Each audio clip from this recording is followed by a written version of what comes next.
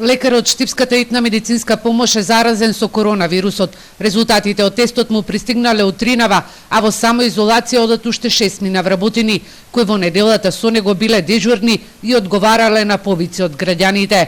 Директорката на здравствениот дом Панче Караѓозов Снежана Трајковска вели дека ова е прв случај на заразен од нивната институција од почетокот на пандемијата, а анкетата треба да утврди како се заразил. Смета дека ова нема да се одрази на работата на брзата помош. Имаме лекари, имаме екипи, можеме да го замениме сето тоа.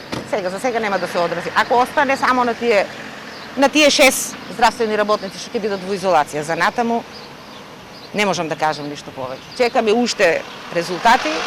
Епидемиолошка служба ќе не насочи натаму што да правиме и дали други да изолираме. Во Штип коронавирусот се шири не само меѓу здравствените работници, туку и меѓу работниците од фабриките.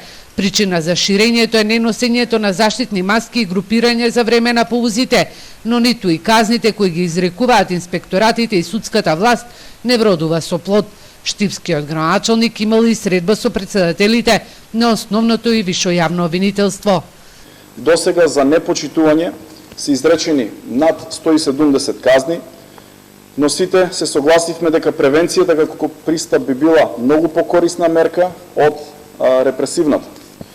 Затоа апелирам до институциите. Воведете сите ковид координатор со цел контрола и дисциплина на вработените и граѓаните во тек на целото работно време.